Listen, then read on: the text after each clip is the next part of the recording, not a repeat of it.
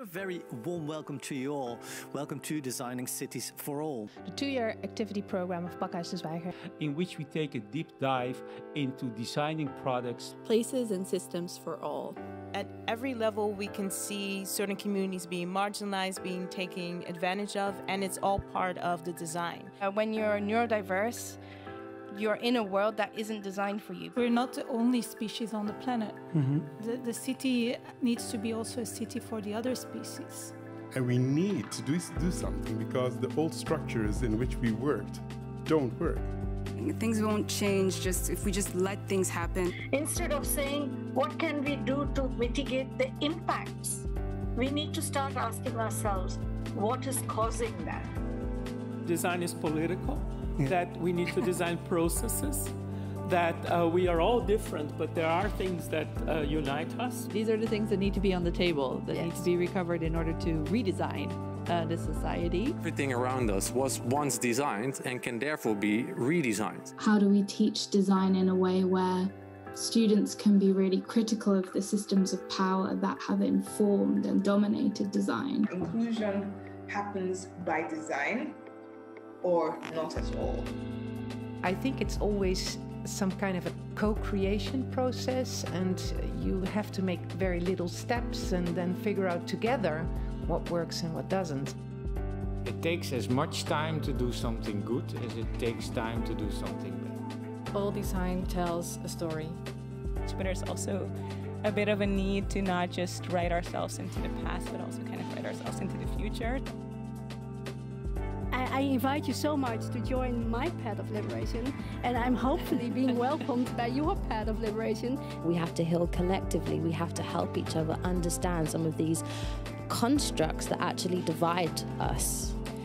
Not fitting in was a blessing, or I would have turned out just like you.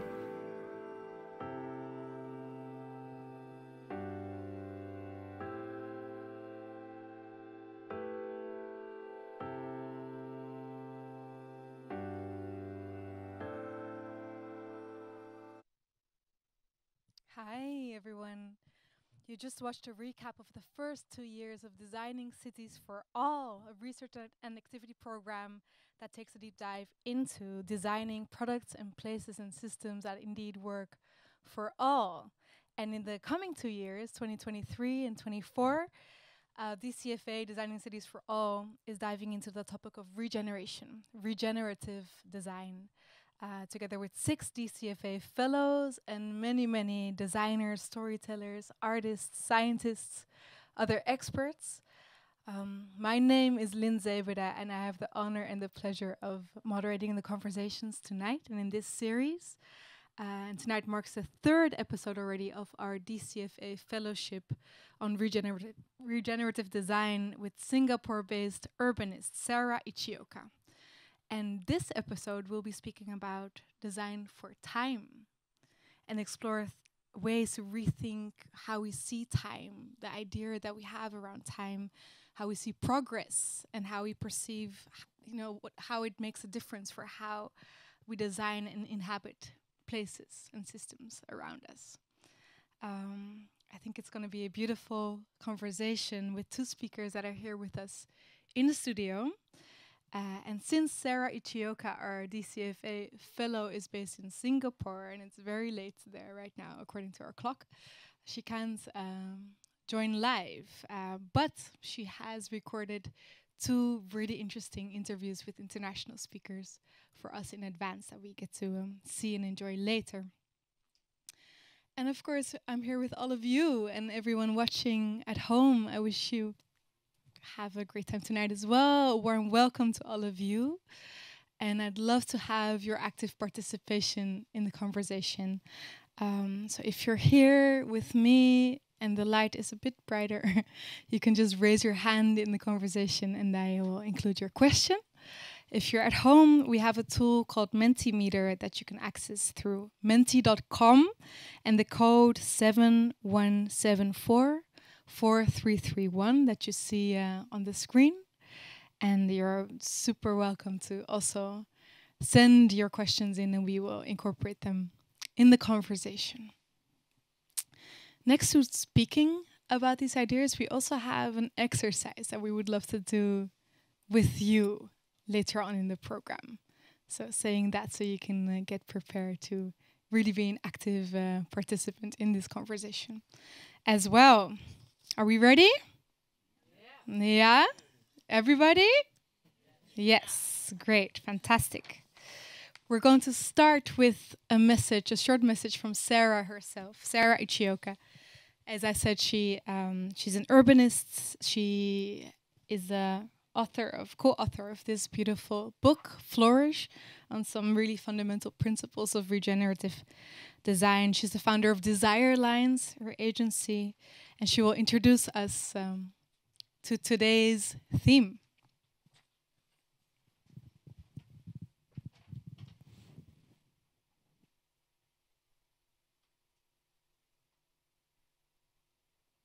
Good evening, everyone.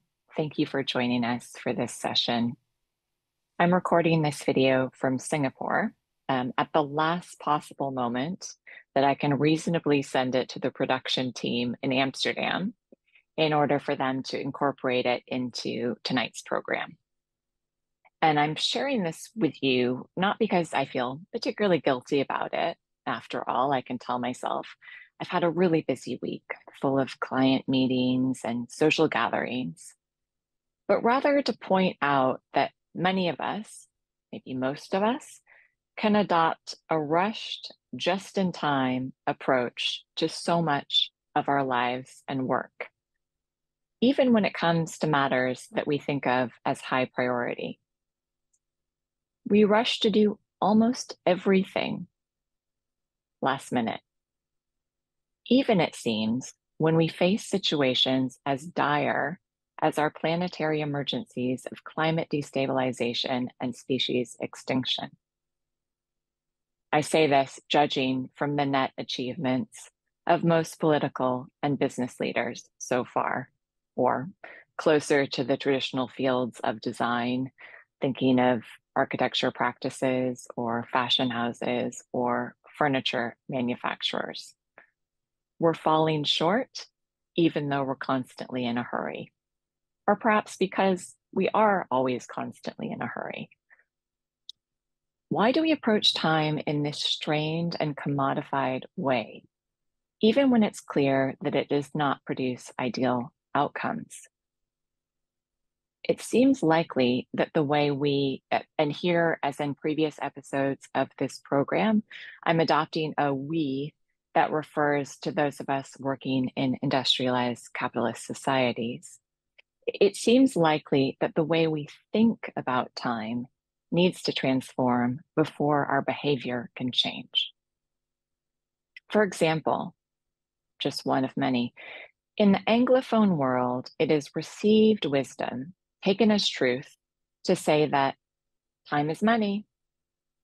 But as my co-author Michael Pollan and I relay in our book Flourish, the Secretary of Bhutan's Gross National Happiness Commission, a man called Dasho Karma Shishim, offers a powerful alternative view.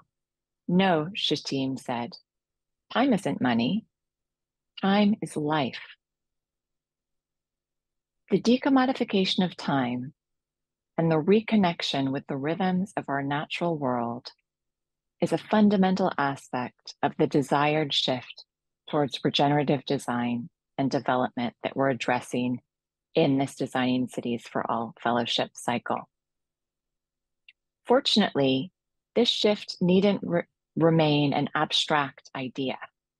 And this is why I'm so excited to have had the opportunity to speak with two leading thinkers and doers in the global movement to help us reevaluate and reframe our relationship with time. I spoke with Ella Saltmarsh, a self-described founder, systems change specialist, anthropologist, writer, podcaster, teacher, activist, and mother. I was particularly interested to hear from Ella in her capacity as the founder of the Long Time Project, which focuses on finding new ways to help us care about the long-term future so that we take responsibility for it in the short term. Amongst their many initiatives, they have developed a very useful set of tools to help deepen our approach to time that we can all incorporate into our own individual or collective work. I also spoke with Professor Tatsuyoshi Saijo, who is head of the Research Institute for Future Design at Kochi University.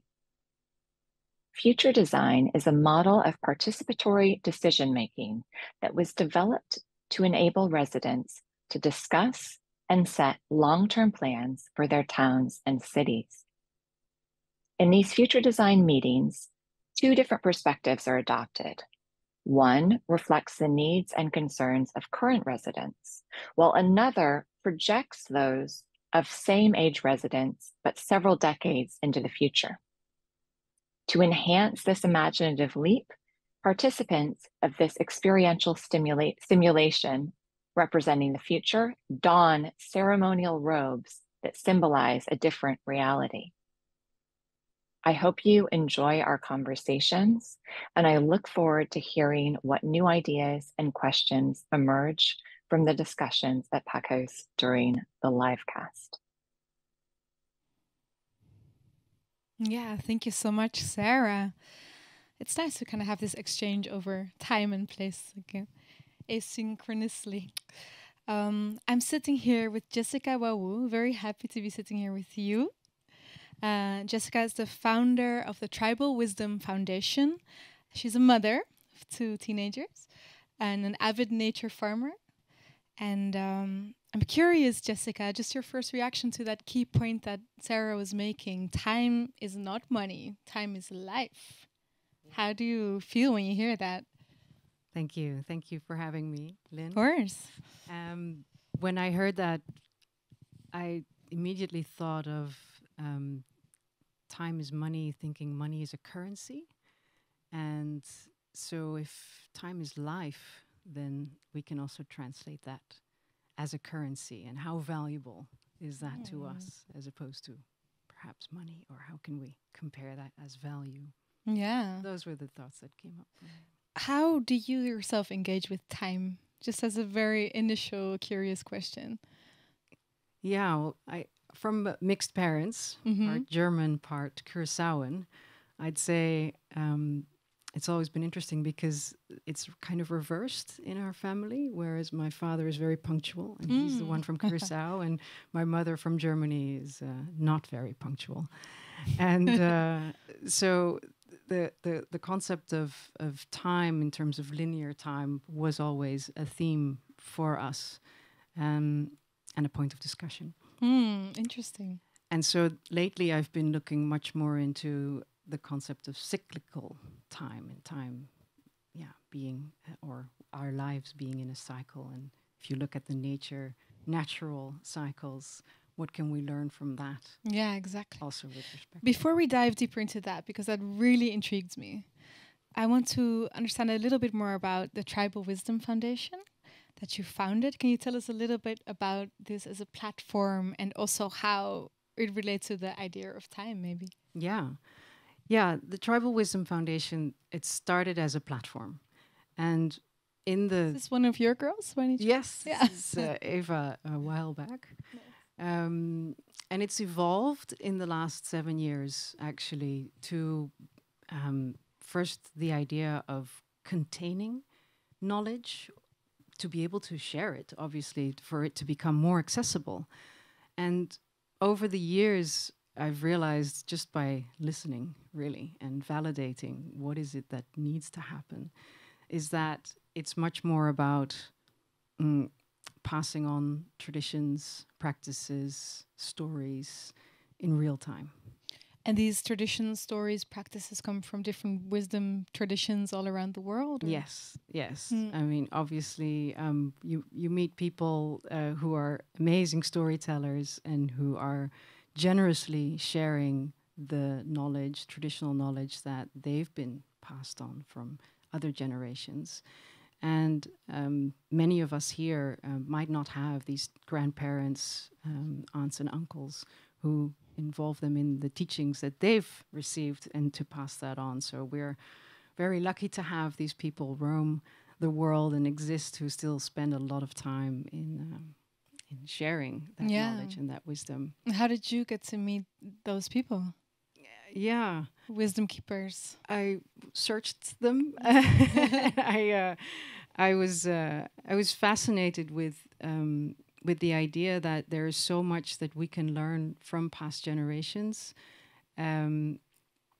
practical as well as philosophical, and this especially when I was pregnant myself. I felt like I have so many cultures to choose from. However, there is none of them right now who is telling me how to raise my child and in which traditional practices I should listen to. And I realized that for many, many other themes and topics, this is of huge value of how we've been living for centuries and maybe have forgotten the more simple nature-based ways of living. I can relate to that, yeah. Definitely. And to build on that, because Sarah in her intro talk, she speaks about, like we're always rushing, we're always just in time, we're always very, we are the commodity almost in that. What have you learned from these people that you've met, and maybe from tapping into that wisdom in your own self, about ways to actually slow down, to reinterpret time, to especially living in a system, in a capitalist, work-oriented system that pressures us on time? Yeah, it actually starts with speaking with them, because I never, I try not to call and not have an hour and a half to listen, because usually the conversations are very long. So that's where it starts. It starts with surrender to the chronological time that we're used to, and the chronos time concept. And from there, I've noticed that once you let go. Wait, the chronos time concept, maybe not everyone understands. Okay, what well, that there is a Greek mythology around chronos and kairos, which are two different, they're brothers, I believe, or two different Greek gods. And chronos is the time that we're used to, the 24-hour clock, and I'm sure Jeroen will be elaborating a little bit more on that.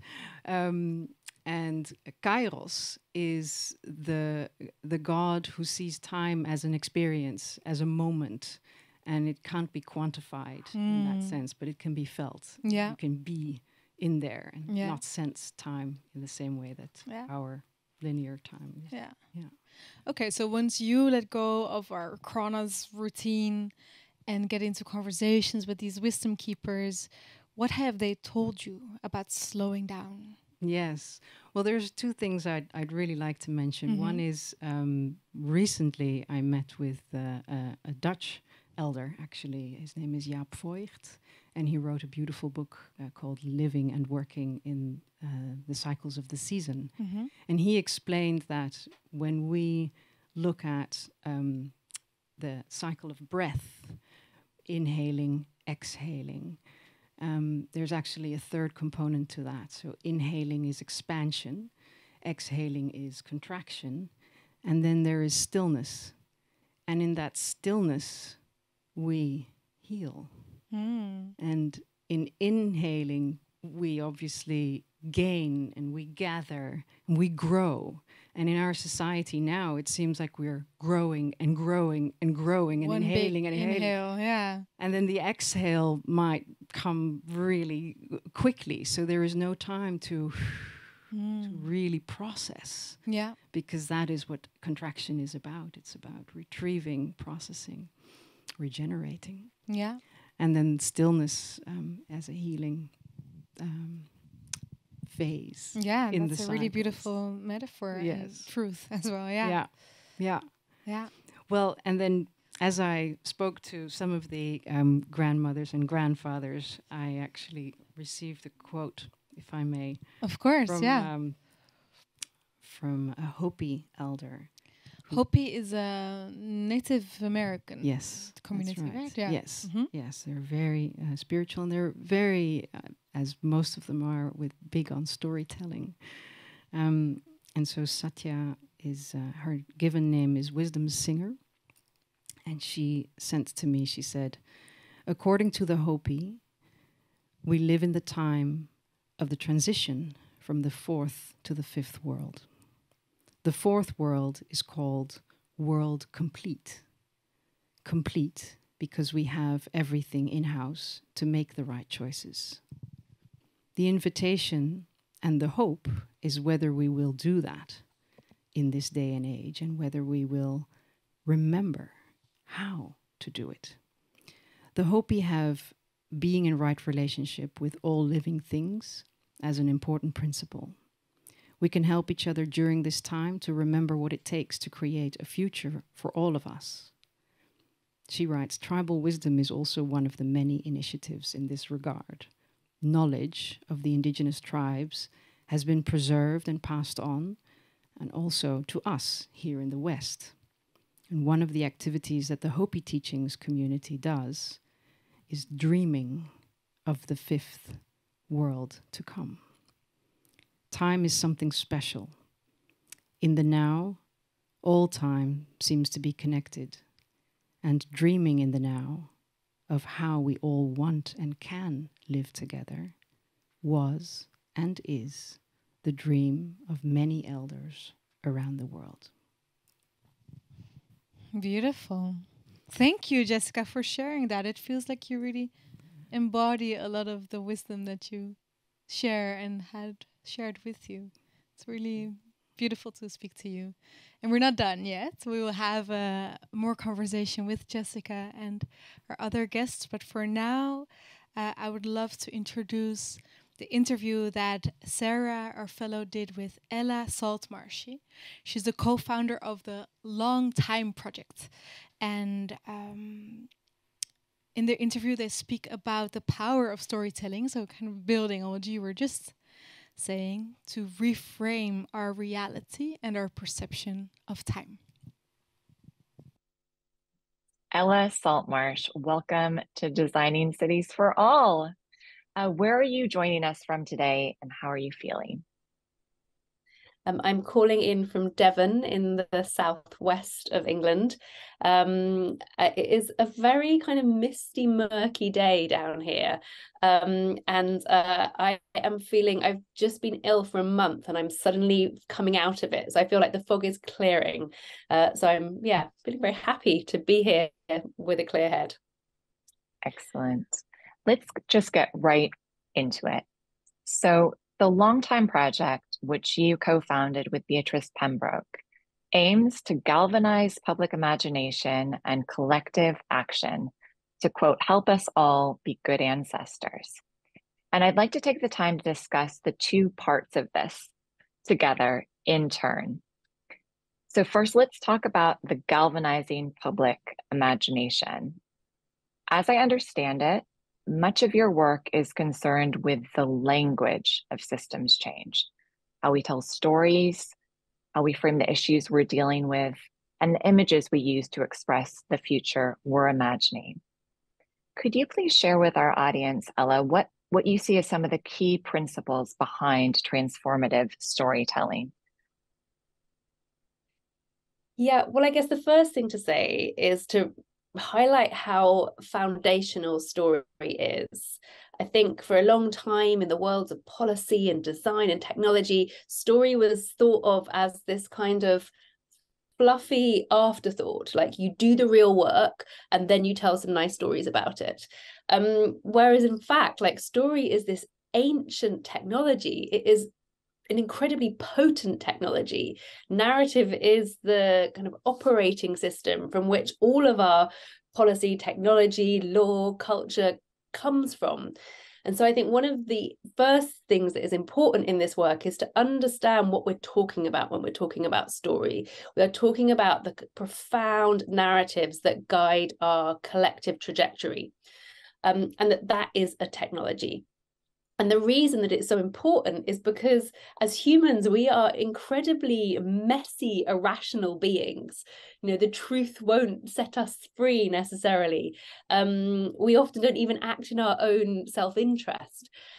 Instead, we are ruled by our emotions. And stories are incredible vehicles for emotions. You know, the root of the word emotion is from the Latin movare, to move. Emotions move us, stories move us. So all of that is to say that if we are serious about working to build regenerative futures, we cannot ignore stories. We cannot ignore the stories that are already influencing our lives, often the stories that are propping up, that are supporting the dominant systems we're wanting to move beyond. And then looking at what are the stories that will underpin the new regenerative futures and systems that we want. So there's a kind of, with the work of story, there's often a part of the work that's like holding up a mirror, because the stories we live by are often invisible to us. You know, there's that idea that story is to human like water is to fish. It is the thing that is all around us that we can't see. So some of the work around using narrative for systemic change is holding a mirror up. What are those stories that are guiding us? And then there's the work of, and how do we start to create, live, and kind of cultivate at scale the stories we need for the futures we deserve. And I guess I could talk for a very long time about that, but I won't. So I'll stop with that. Beautiful. And what does this look like? What does this sort of vehicle for movement towards a regenerative future look like when it might be applied to the work of or by designers? I mean, I think there's so many ways that designers can work with story. And perhaps what I might do in this section is talk a bit about some ways of thinking about the long term for designers. So there's a principle called cathedral thinking, which comes from those kind of old medieval cathedrals that took many lifetimes to create. And so the person laying the stone at the start of the job would not be around to see its completion. And I think this idea that we are all involved in these cathedral projects, we are involved in projects that are bigger than our lifetimes. And so as designers, what does that mean? So stepping away from the kind of hubris of individual heroism, what does it mean to be part of a multi-generational lineage of work? Who are your ancestors? So if we're looking at design, who are your ancestors for this work in the world of design? What have they left for you? What resources have they left for you that enables you to do the work you do today? Then how is it to think of your colleagues who haven't been born yet? You will have all these colleagues who aren't even on the earth. And what is it you'd like to leave for them? What are the resources that you would like to leave for your future colleagues? And then, like, how is it to think of your work and yourself as part of this long, long lineage of change? And what does that mean? What does that mean for you? And I think, one of the things that capitalism does very well is have us lose sight of that kind of long lineage of change and to focus everything on individual success and competition. And I find it really helpful and like organizations and teams do this work to kind of step back and gain a new perspective on what they're doing. So I think designers can learn from those kind of approaches. I think there's already so much brilliant work that happens when you bring together the world of story, of entertainment with design, of helping people build their imaginative capacity. So, this isn't just about people who are labeled as creative. This is about all of us. All of us have the ability to imagine. And so there's incredible work happening with imagination infrastructure now, looking at how do we harness the power of public imagination? How do we enable people to envision the future of their village, their town, their city, and then to actually have a role in making that happen. And I think that latter part is really important. So, we know that all of the work around visioning is going to lead to kind of frustration and disappointment if it isn't accompanied by processes for democratic participation. Fantastic. I mean, you've almost begun to answer there what I wanted to talk about next, which is really the bridge from this story world building work to bridging towards collective action. And maybe just to dwell on it a little bit more, to talk about the practical side of what you do. I mean, your longtime academy has come up with some extraordinary immersive practices that are aimed at evoking our imaginations towards this sort of multi-generational thinking that you've referenced. And in my own practice, I've been completely inspired using the human layers exercise, which is this sort of amazing emotional time travel experience that asks us to walk across generations. Could you talk, maybe just share one other favorite tool or practice, and how it bridges across to action? I will. I'm going to start back with human layers, because that is a practice that I use at the start of everything I do now. So whether I am running a session with young climate activists, or if I'm working with thousands of Canadian civil servants, as I was recently, I will always start the session with the human layers. And it can feel really weird. So one thing I'd kind of say for starters is that often introducing practice, embodied experience into new settings will feel weird. Every time I do it, perhaps less so now because I've done it so many times, but at first I was waiting for someone to call me out. I was like, they're going to think I'm a massive hippie. They're going to laugh me out of the room. I'll lose all my credibility if I do this. But that's never happened. And actually what I've found is that when we don't begin the sessions with a practice, people just don't turn up in the same way. When we begin with an experience that enables people to feel into the future, they come with all of their self. And no matter who they are, very senior policymakers, it enables people to step beyond some of those professional identities. And so one thing I'd say is to have the courage to introduce practices, creative work into new settings.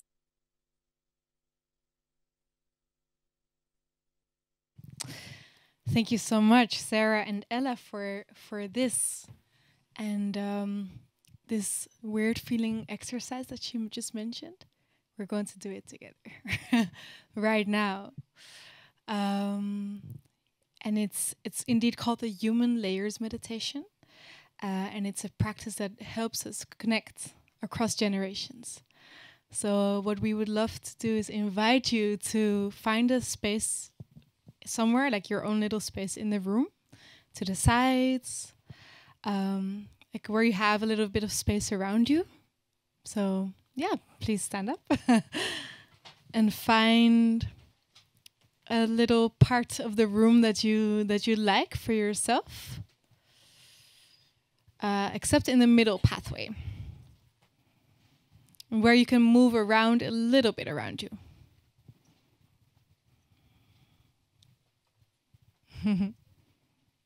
Thank you for the light. And are we all comfortable standing? Yeah? Are we up for this? Yeah? You have no idea what you're getting yourself into, but that's very okay. So the practice is like this. You are in a quiet space now. You have space to move a little bit forwards, a little bit backwards. You stand, you make yourself comfortable. Take a deep breath.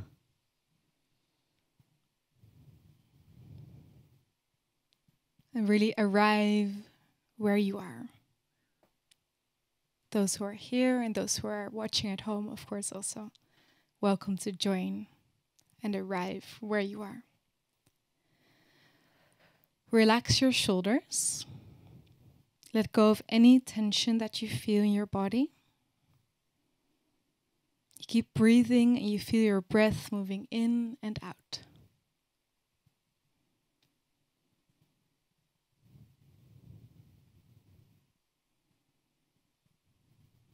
You notice the support of the ground beneath you. You're fully present in this moment. Now, let's begin. Bring to mind someone you feel warmly towards of your grandparents' age. They may or may not still be with us. It might be a grandparent, a great aunt, or an uncle, or another older person, your grandparents' age.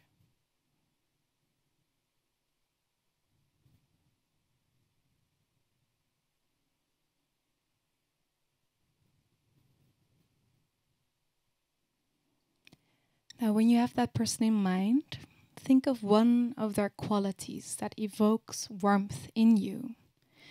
It could be their smile, something that made them laugh, their hands.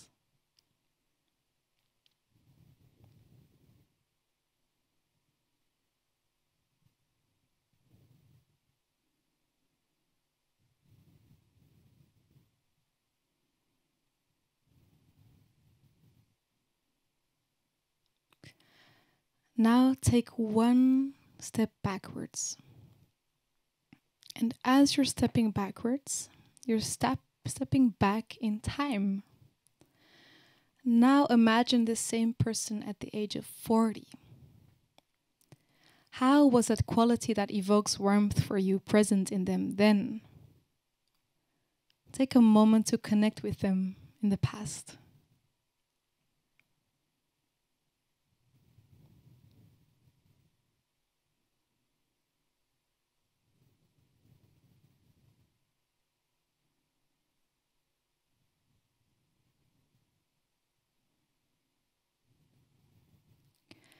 Now step back one step in time again.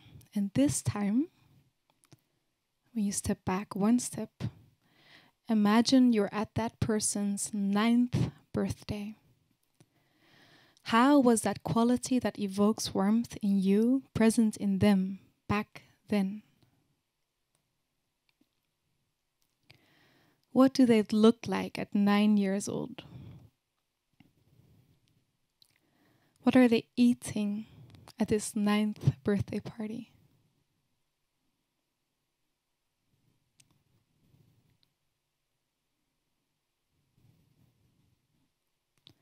When is it?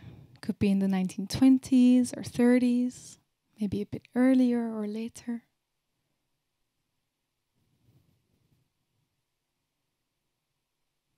And where in the world are we? In what place?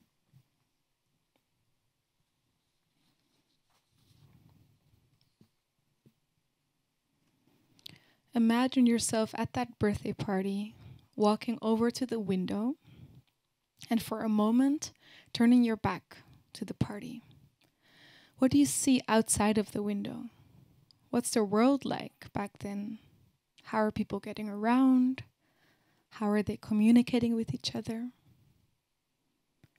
Take a moment to drink in the world back then.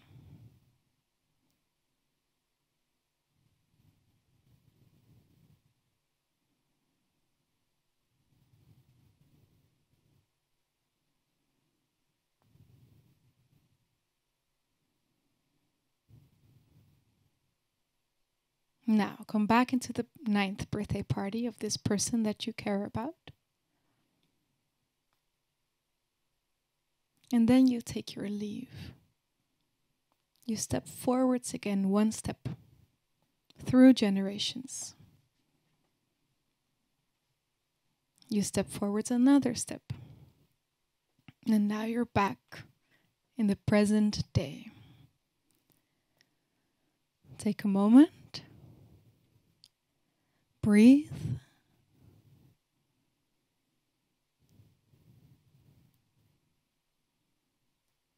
And let go of that older person. You feel the ground here beneath your feet. Take a deep breath in and out. Now think of a small person who you feel warmly towards.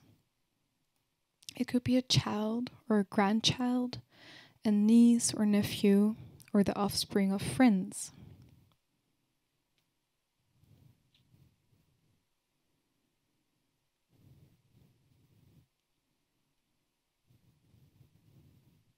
Think of one of the qualities of this small person that evokes warmth in you. It could be their smile, the things that make them laugh, their hands.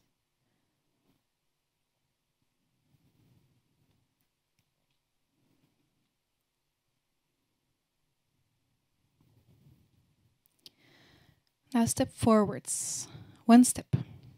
You're stepping forward in time. Imagine this person at the age of 40. How is that quality that evokes warmth present in them then? Take a moment to connect with them in the future.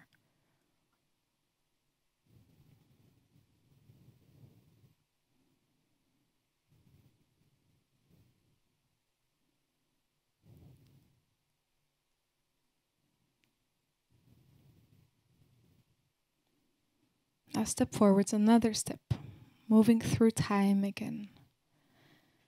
It is now their 90th birthday. They're sitting around a table, being celebrated by their friends and family. They're laughing. How is that quality that evokes warmth present in them at the age of 90? Does the same thing make them laugh? What food do they love? Stay in the warmth of the party.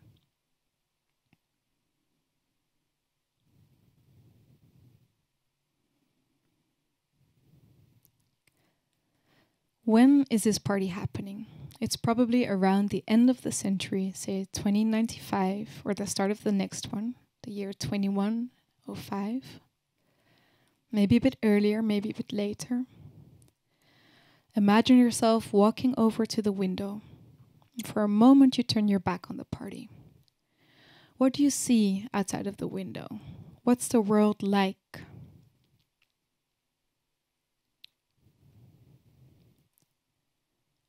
How are people getting around? How are people communicating with each other?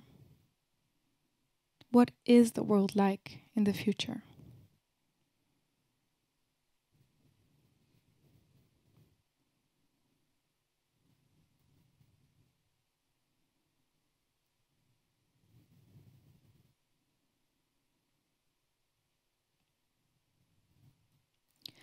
Now turn your attention back to the party room. You see a framed picture of you on the table. The person you care about, who's celebrating their 90th birthday, is tapping their glass and asking for everyone's attention. They raise their glass and toast. They're thanking you for something you did that helped shape their world for the better. What are they toasting you for?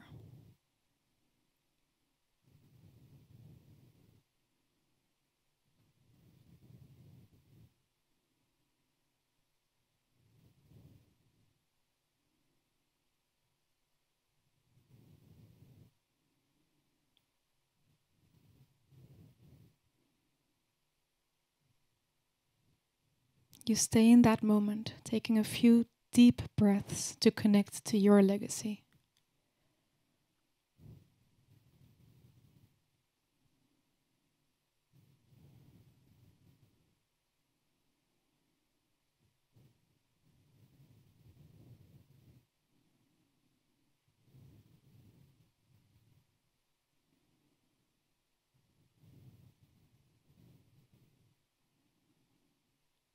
Now take your leave. Step back one step through the generations.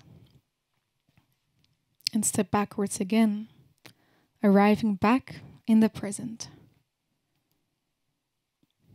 Take a moment with your eyes shut to land back here. Feel the ground beneath your feet. Take a deep breath in. and out.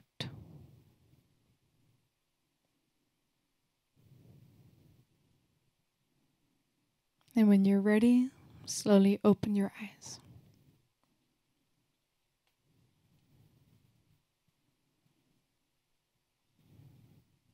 You've just time traveled about 200 years and crossed 6 or 7 generations. How did that feel?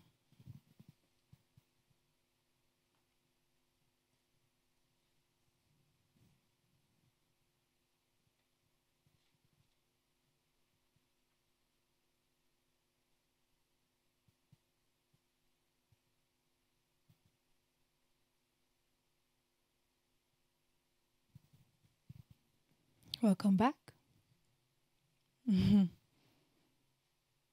Does anyone want to share anything you saw in the past or the future? Or any insight that you had?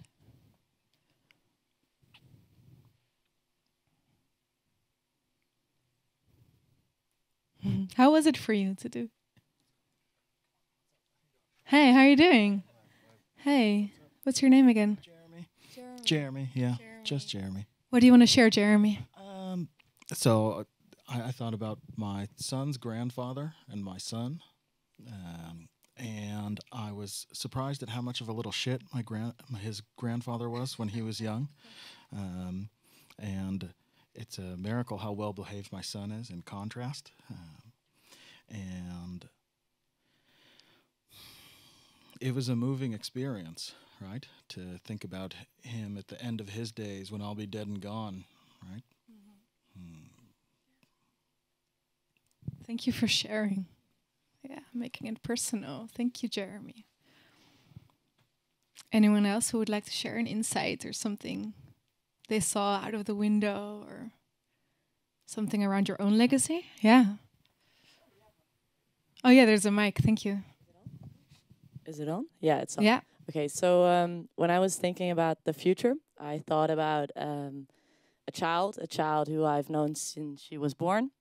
She's now 12 years old, and she's into puberty. She's very much in puberty.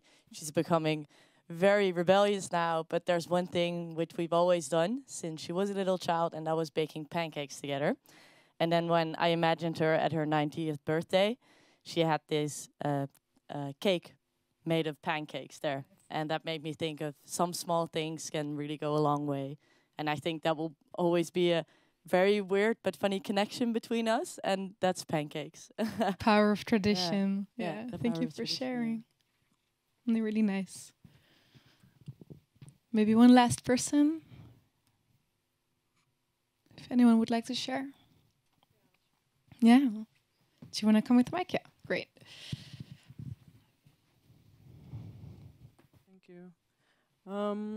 Is it on? Yeah. So I thought... Or maybe come stand a bit next to me then. Yeah. People can see you, yeah. So what I thought of was my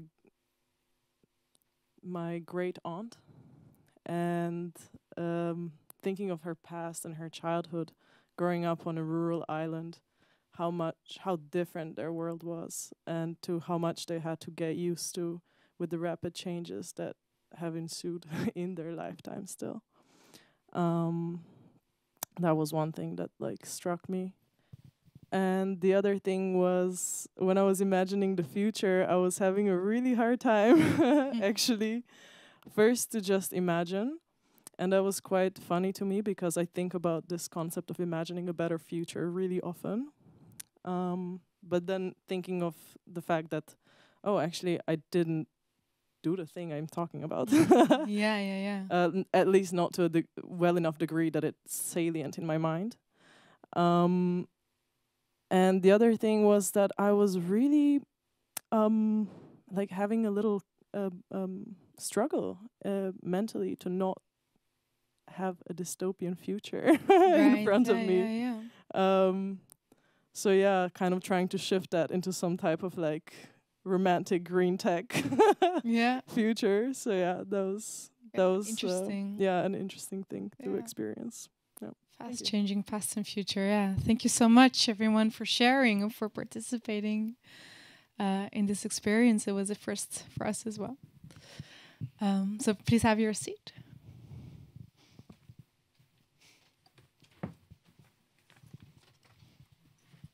I think we definitely shared a Kairos moment there. Thank you all. I'm here with my second guest in the studio. Warm welcome to Jeroen Timmer. Jeroen is a designer, a tinkerer. He's into sustainable and speculative design. And he's very passionate about repairing things, healing things, reusing materials, and being smart around that. And I'm very happy to have you here, Jeroen. Thank you for being here. Yeah, of course. Jeroen, one thing you mentioned to me before was that we really have to be aware that time, as we know it, is a human invention. Can you say something about that? Yeah, I think it's very important. Like, time is quite an abstract thing, quite a big theme as well. But then I realized, like, since it's a human invention, and well, for I know I'm also a human, so maybe I can come up with like an alternative. But like, can you, because I feel, because we are like that, you know, a fish in the water that just lives in the water, is not aware of the water. That idea that time is a human invention, because maybe we think it's a natural given, like the time, the seconds, the days, the years, but it's a human invention. It's definitely a human invention. Yeah, it's like sort of a matrix spun over our reality, and I like to see time maybe as like an infinitive ocean that we swim in, or that's actually eternity, and that time are sort of the buoys that help us navigate through it. That is sort of a metaphor or a visualization for me, actually, how to experience time. Yeah. So, since we are on this boat navigating on this ocean, we can also choose where to place those buoys and how to navigate. And maybe we'll see some new lights in the future that we can in the far distance that we can move towards in the future. Yeah. And Jeroen, as mentioned, Sarah co-authored this book called Flourish, and there was a part in it that reminded me of your work, actually. Can I just read it to you real quick? In the book, there's a whole chapter around long time, a longer now it's called. So if you want to read more about it, it's right here. And she quotes this other book called Pip Pip, A Sideways Look at Time, in which the author Griffith observes that it is always mid-morning, mid-May, in the shops and offices of the present. The light is the same and the temperature is the same. It is same o'clock in the month of same. Modernity's time has nothing to do with real time, nature's time. It is instead a manufactured time, synthetic time. It doesn't have to be this way. And you designed Shine Time, which I think is an answer to what this quote is saying in a way. Can you tell us more about the premise of Shine Time? Yeah, Shine Time actually started from the feeling that I'm having quite a difficult relationship with time. Like in winter and late autumn, I'm really struggling getting up in the morning. I tend to be a little bit late. And also when the clock is changing to summer or winter time, I always feel a little bit annoyed. So from this insight came the idea, like, well, what can I do to maybe design a time system that suits my needs better? And yeah, the most important thing in my world is actually the sun. So the moment I wake up and I see the sun is out, I already have sort of a reference point. So the moment I started to design Shine Time, it became quite clear that the sun had to be had to take a central role in that. Yeah. As like the biggest difference with our current time system is that Shine Time, still uses 24 hours, but then per day. But then the biggest difference is that it will reset itself to 0 the moment the sun rises. So every day we'll have a sunrise, as you know. Tomorrow there's going to be another one. So it means that tomorrow morning at sunrise, Shine Time will be at 0 o'clock again. And we'll start counting the hours from that moment onwards. You have a Shine Time with you today. Do you want to demonstrate it for us so that we really understand what this is about? Shall I give a quick demonstration right now? Please do. Yeah. Okay. Can I bring the microphone? Is there another mic? Or should I have a handheld? Is it long enough? I wouldn't. Yeah? Okay, great.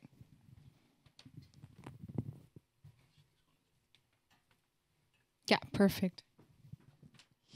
So, okay, here you'll see the first Shine Time clock in the world. I presented it last October at the Dutch Design Week in Eindhoven.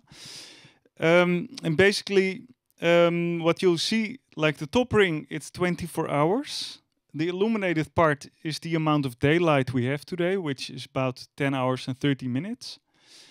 And this is always the current moment. This is always the now. So as you can clearly see, we are in the dark now, and the illuminated part is the daylight. It already left because it's rotating, obviously, against the clock. So during the day, you see this illuminated part move against the direction of the clock, which gives you a very visual way to see what's happening during your day. And then during the year, you see this part grow smaller and grow bigger, depending on the fact if there's like summertime or wintertime. So midwinter, we'll only have 7 hours, 45 minutes of daylight. And in midsummer, we'll have an amazing 16 hours of daylight. This bottom unit here, you can toggle it. So at the moment, we're at 12:30, meaning it's 12 hours and 30 minutes ago that the sun rose in the Netherlands, here in Amsterdam at least. And you can toggle through it, and you can see that at the moment there are 11 hours and 30 minutes of night left at the moment before the new sun rises. The new sunrise will be there again.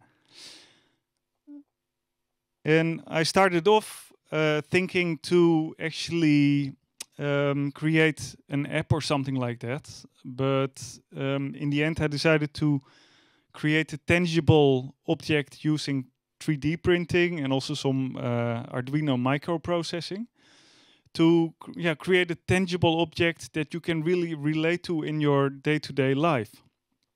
So you can really, especially when you're living in a city, we have the tendency to lose track of what's happening in nature and even what's happening light-wise.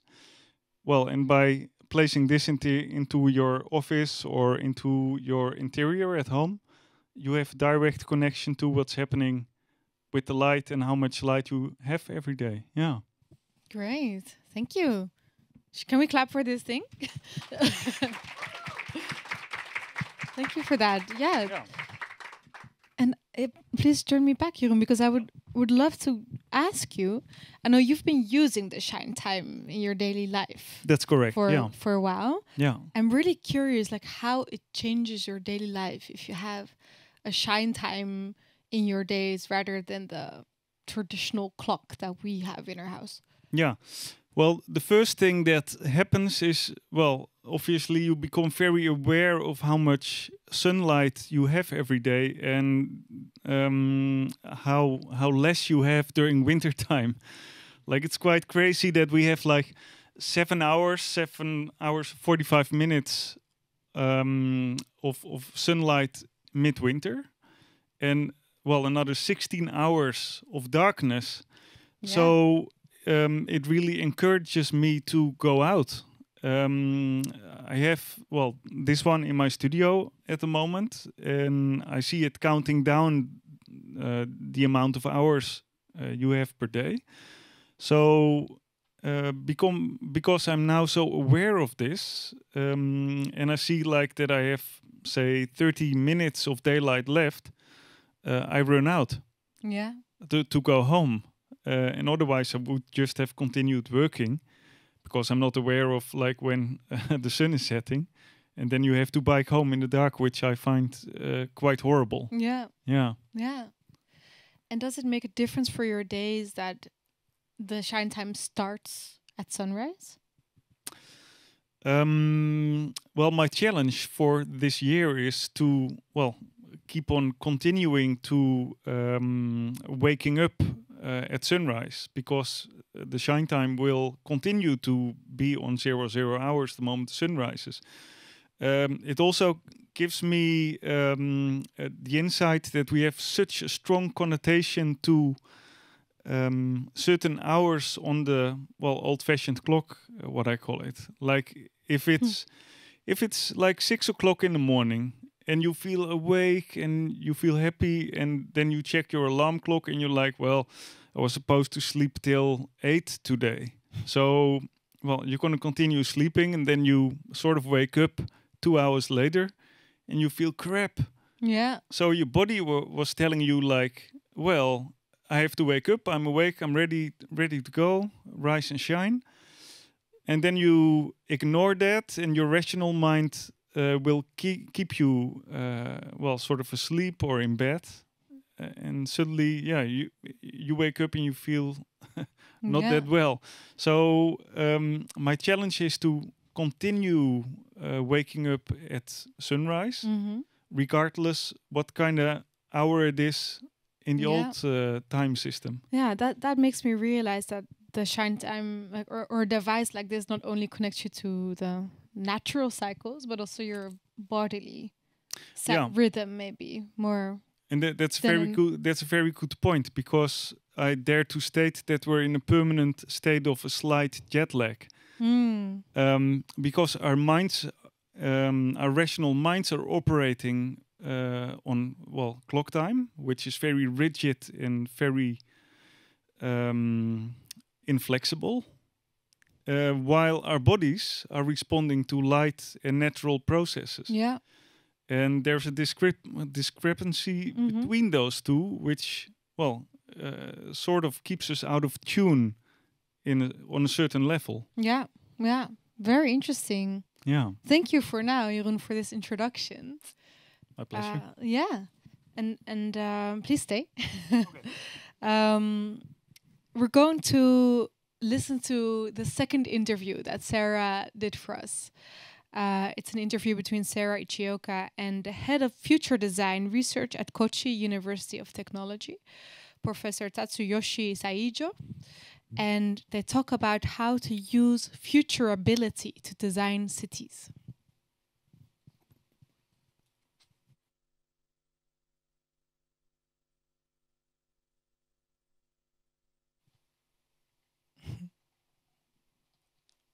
Again, we have time. It's all good. So it's our huge privilege and pleasure today to have as a guest Professor Tatsuyoshi Saijo. Welcome, Professor. Where are you joining us from today, and how are you feeling? I'm now Kochi Prefecture in Japan. I'm feeling so good. I just finished my lunch. Thank you for making the time to speak with us today.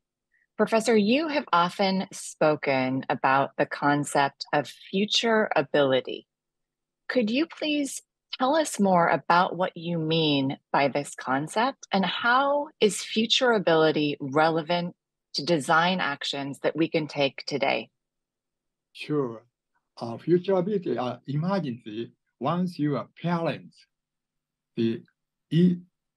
Currently, for example, in Ukraine, many parents they cannot feed food their children, even though they reduce their food to their own food. They may give the food to their children. This makes them happier than before. Can we do the same thing beyond our kinship? even though we reduce some benefit or myopic benefit, current myopic benefit, can we increase future people's happiness? Or once we start thinking about that, that makes us happier than before. This is future ability. Thank you. And how does this concept come into action within the future design framework that you've been at the core of designing and implementing in cities across Japan, including Inhabit and Uchi? What are some of the most important elements of this future design framework? Sure, and currently, we are making people go to the future. So it means that you are supposed to be imaginary future person. For example, you can go to 2050.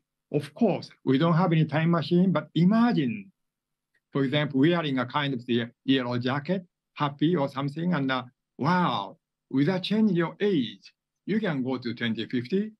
From there, please think about current policy, or you can create 2050, the future by yourself. You can take a look at outside. Outside has been changed. Science could be changed. Our community has been changed. Is that a very nice situation or very bad? From there, please think about current situation in order to get a very nice future. Now is the time to change our current policies. So we started out using this kind of framework in many local cities in Japan. And what have you learned when you've translated the framework from initial theory into practice? I mean, is there anything that you've learned about human nature that has surprised you? Yep, and so many things. But one thing is, imagine, so many people have been thinking about young children or younger generation. They are the people who are supposed to be future generations. That's the reason why, wow, you guys are supposed to think about your future. Surprisingly enough, the answer is no. Elderly people, they are the people who are so creative. They can make a very nice, create futures. I'm so surprised. So many locations. I went to Inhabit and Uji, many other cities, but people who can make some nice, creative, wonderful futures. They are the people who are very old. And why do you think that might be? I checked out several papers in neuroscience, and I was so surprised that whenever we are thinking about our future, we are using the same location of our brain and network when we are thinking about the past. So that's fascinating. Of course, in a neuroscience paper that they are talking about 2 days ago or 3 days ago. However, think about elderly people have a very long history, right? 40 years ago, 70 years ago, they knew what had happened. They can extend very nicely to the future. The other important thing is that when imagine you are 80 years old, thinking about 2050, they are pretty sure they are dead. So it means that they can think about the life after their death. That's important, right? Forgetting about your current benefit, current social status. They can create a very nice social system, social environment. So it means that so many people have been talking about whenever we are thinking about our future, young generations are very important, including the United Nations. My answer is no. Whenever we are thinking about our future, important thing is elderly people, parents, the children, everybody's supposed to think about the future. Professor Tatsuyoshi Saijo, thank you so much for sharing your time with us and wishing you every success with your and your colleagues' future work. Thank you. All right. Thank you for that interview again, Sarah Ichioka and Tasio Saijo. That was interesting to think about, definitely. We have heard a lot already this evening about tribal wisdom and using indigenous perspectives to deepen our understanding of time as well, about shine time, reconnecting with natural systems and your own self, about cathedral thinking, about long-termism. We did the exercise, futurability that we just spoke about. So let's harvest here. And what I would like in this last part of our conversation is to really speak about how do we apply all these beautiful notions around time, both at a level of our society and how we design it, and in our own lives, in our own personal lives. And as we get into that, kind of a red thread has been this cyclical notion of time. We spoke about it very briefly. You mean the whole circular shine time is about that as well. But Jessica, can you maybe just ground us in that? Like, what do we need to understand about a cyclical understanding of time? How should we understand that? The key word, or one of the key words, would be indigenous. And indigenous, it can be interpreted in many ways. The way I see it is connecting to the land, the elements, nature.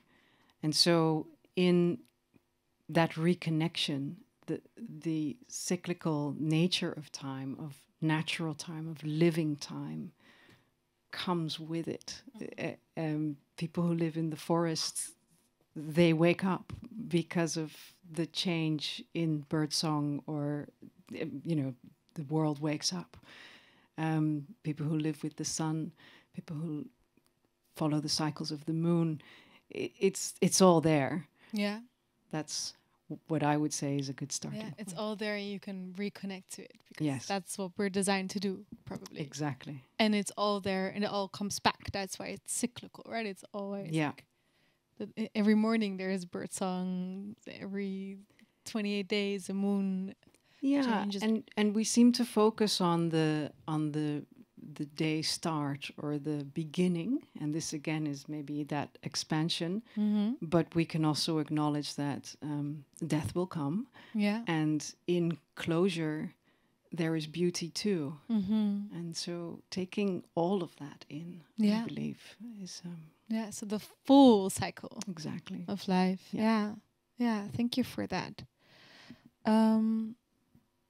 And really hearing that, and also everything else that's been said, what does that mean at a level of our society, for policymakers, for teachers, for designers?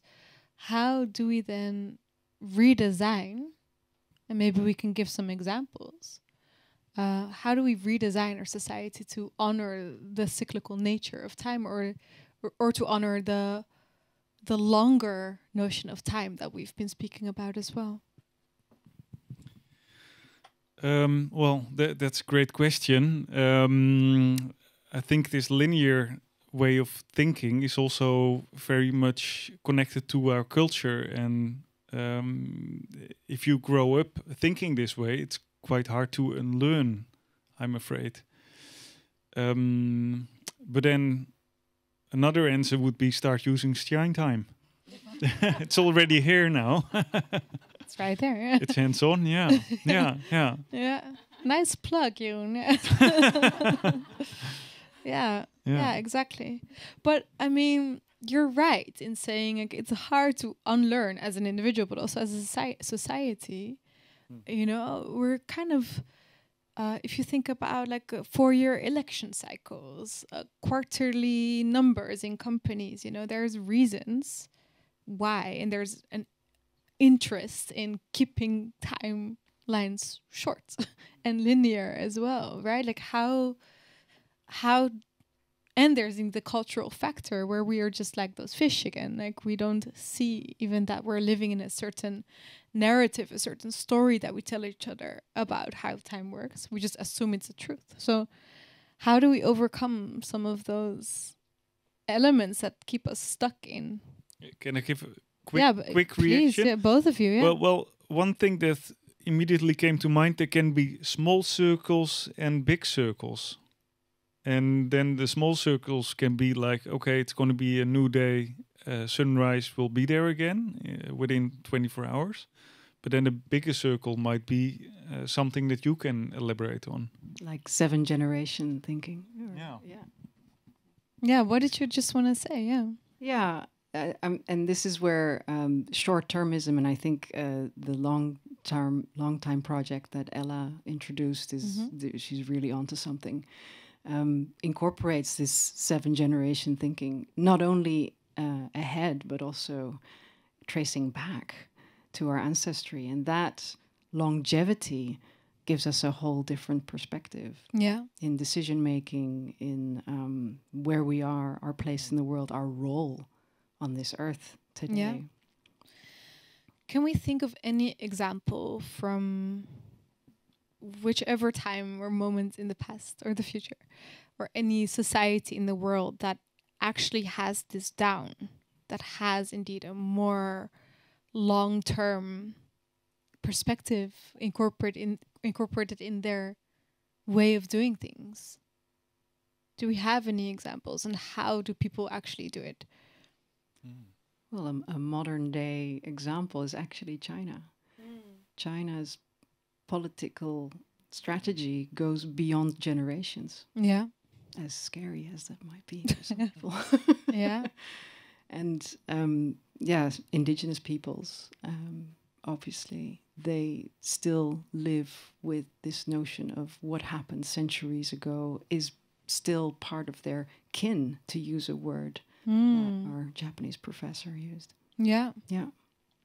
Yeah, exactly. So it's also keeping an awareness alive of what happened in the past, where you come from, those cathedral builders from generations ago. So it's also about remembering in a way. Is it? Yeah. What also came to mind is actually the Aboriginals. And they tend to live in what they call eternity. Yes. And they, in their vocabulary, they don't even have a word for yesterday and tomorrow.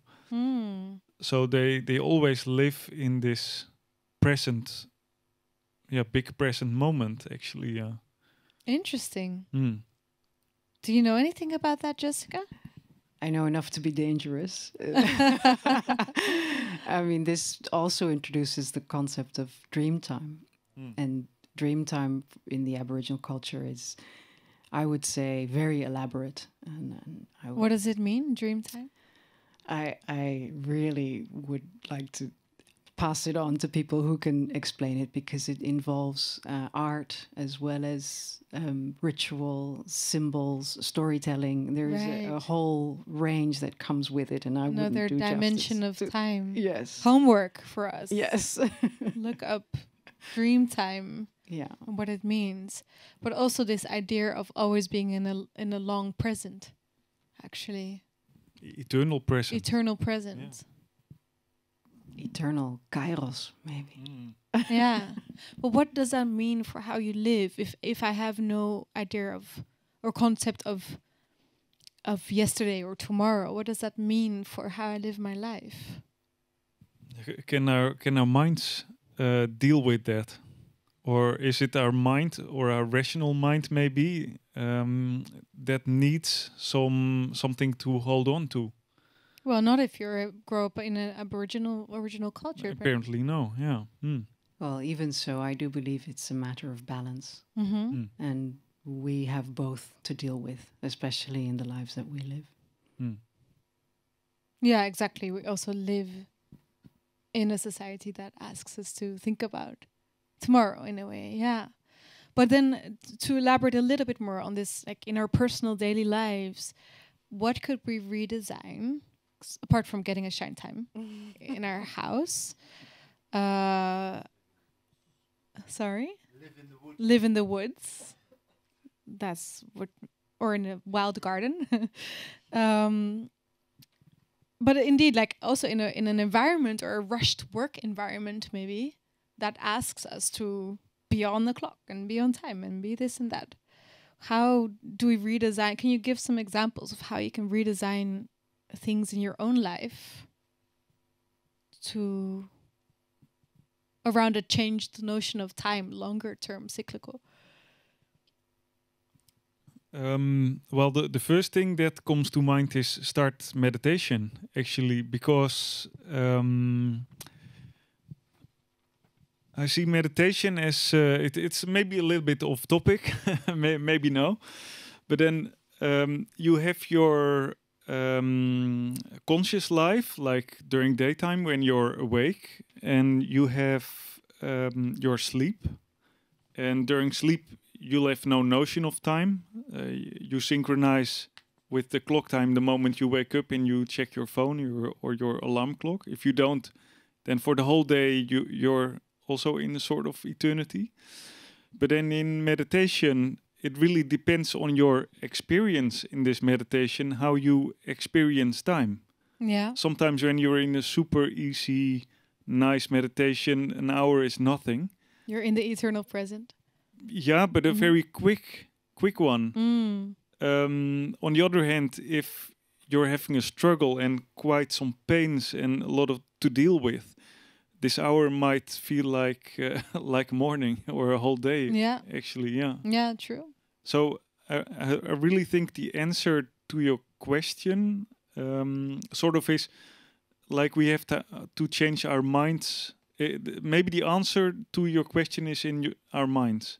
So then I'd also advocate to learn children to meditate, to be able to manipulate time with their minds. Yeah. Yeah. Jessica, what would you add? Redesigning your own life around. Or is it? Wow, that struck a chord. That struck a chord. Yes, yeah. The meditation, teaching children to meditate. For children to, how did you phrase it? To teach children to influence time by training the mind. Yeah. I think you're onto something, Jeroen. Sounds quite good, right?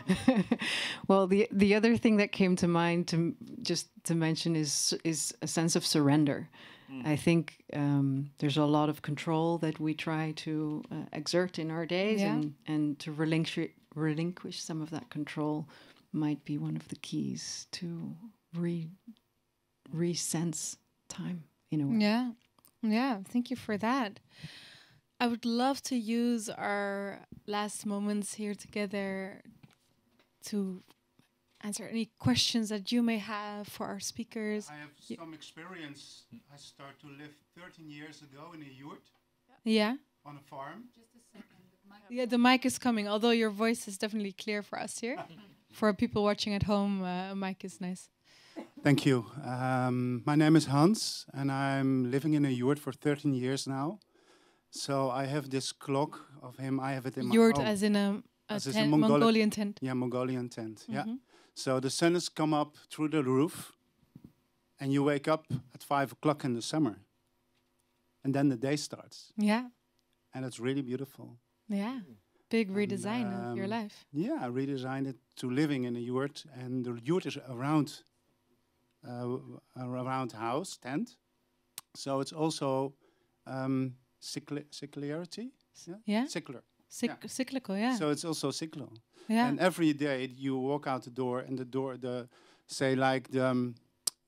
upper part is like the navel. Yeah. Belly button, or the belly button, yes, it's like the belly button. And when you go out, it's like really you go out of Mother Earth and you come into the day. Yeah. You're reborn. Invited into the day. And about meditation for children, give them a pyjama day, and also give them a tree to sit in. My daughter is 14 years old now, and I live in the woods now, and she is always going out of the yurt up into the oak And she sits there for hours, just sitting and writing and listening to music and listening to the birds. So give them time, pajama day. Give them pajama days and give them an oak to tree. Nice. Thank you for that. We can definitely apply that.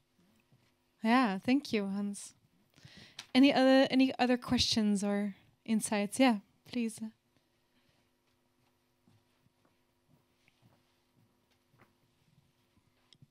Hi. Yeah, thank you for your wonderful talk. I just had maybe a question related to what you were saying, asking at the end. And it's nowadays with this kind of like move towards more flexible hours at work and working from different places, do you see a trend towards, or let's say back towards, some of these maybe more natural and indigenous cycles? Who would like to answer that? I'd like to say human nature is breaking through, right? I think more and more we're becoming in tune with what feels right and what is in right relation, as the Native Americans would call it, versus what's been imposed or is expected of us from society or other people's rules. And yeah, in that sense, I do hope that we are moving towards a more in tune cycle for ourselves, and we're standing up for it. Yeah. What do you think? Question asker. Yeah, no, I guess for myself, I see this sort of trending there, and like you can show up like 15 minutes late to a meeting and nobody really cares. Right. So well, in some places, I guess. Not all places. But like, I also see it myself, right? Like if I have a bad night of sleep, I can just kind of sleep in 1 hour and try to get it back and things like that. And like Jeroen said, like on winter, I just cannot get up. Like it's impossible for me. So yeah, it's really nice to maybe shift a day and try to rush it in the certain hours that you think are useful for working, and then yeah, just make the most out of the sunlight while it's there. Sounds like a good life. Actually, sounds like you should be a role model. Well, the thing is indeed, like when you start to work more flexibly, and your company really wants you to deliver something rather than work, say, 8 hours a day in the office, then you'll also become more flexible to really, well, get in touch more with the body and with the natural cycles, to also feel when you get most work done. Maybe for you that's in the morning or in the afternoon or during the evening, but then in the end it doesn't matter when you do it, as long as you do it. Great. Are there more questions from you? Yeah, in front here.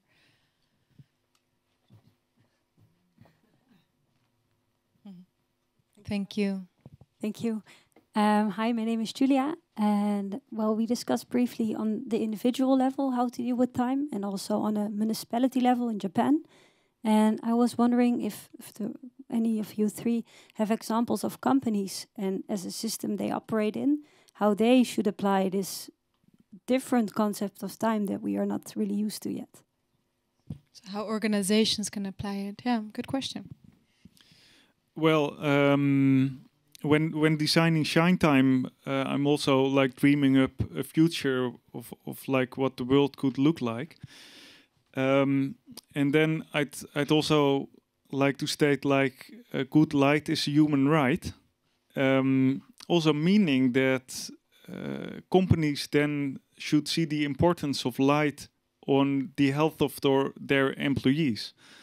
So I think it's really important that people don't go to work while it's dark, or go home while it's dark, or when the sun is out, that they have to remain within the office walls and don't get any sunlight. So if companies really start to embrace such a policy and see how important daylight is for our well-being, mentally and physically, then that should also have an influence on their policies. towards like conditions for working within that company. Yeah, and I'd like to add the practice of slowing down before you speed up. So we train on this as well in the company that I work with, and it's instead of trying to get from A to B as fast as possible, to really look at the issue or the challenge or the project that you want to unfold and sink into it and take real time to bond, to connect, to speak up, speak out. And then from that, seemingly slowing down the process, you actually get a much more robust result. So that's something that I would bring in for this question. Yeah, thank you for bringing that in as well. I've also heard of some feminist organizations, companies that use the menstrual cycle more and more to really understand like when is it the time for what for a person to do something. Yeah. In the moon cycle, you could use the full moon for completion and celebration, and the new moon to start new projects and new intents. I see a lot of head nodding. Seasonal celebrations as well. Yeah. Yeah. Thank you. Well, the god Cronus is telling me it's time to round off. But Kairos as well. I think this is a good time to end. Full cycle. I think we had a really good moment here together. If I can recap for you very briefly everything that in this time, this moment that we had together, that we spoke about, and it's really about time in relation to regeneration, right? Like how can we redesign for regeneration? And that is also a big realization as the conversation continued, that it's really about reconnecting to natural cycles. It's right there. It's already right there. How do we reconnect to it? We spoke with Jessica in the beginning about also making time to connect to those wisdom keepers that keep wisdom of generations back. For instance, that we can not only inhale the whole time, we need to exhale and be quiet, because that's when healing happens and regeneration happens. We saw interviews with Ella on this idea of long time and this cathedral perspective, kind of replacing our very short-term notions of individual success, individual competition. That's just in your lifetime. And the human layers exercise, of course, that we will remember. With Jeroen, we spoke about how the technology that we have now, as compared to hundreds of years ago when the first clocks were being made, also allow us to really connect to the sun's rhythm, to our own rhythm, and our body and how it works.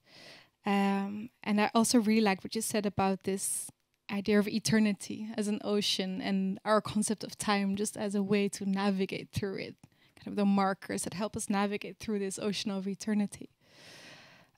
And then in the interview with Professor Saijo, I liked what he said about elderly people being particularly creative in thinking about the long term. And we ended our conversation of how might we apply some of these notions indeed as a collective society, as a culture. How do we bring this into our culture differently? I don't think we have a definitive answer for that, but it's a good question to take along. And then also individually, this idea of meditation and teaching that to our children as a way to influence time with our own minds, like really our own awareness, and giving them a tree to sit in and pajama days. I think we can definitely do that. So thank you so much to our speakers here in the studio. Thank you.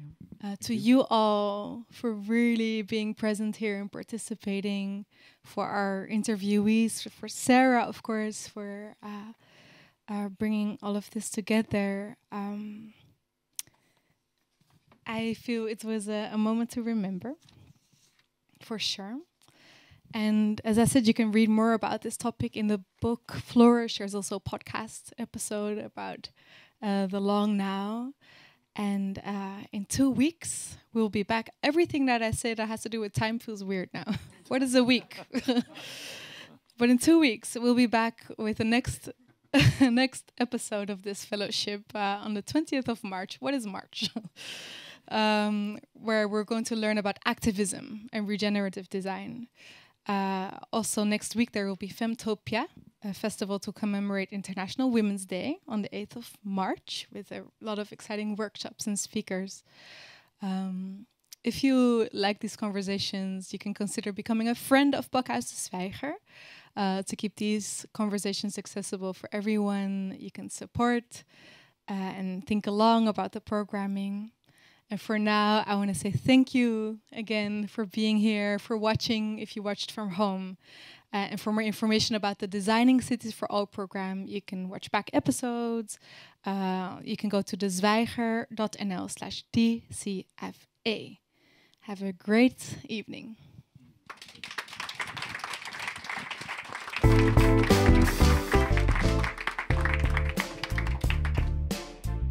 It's at the bar.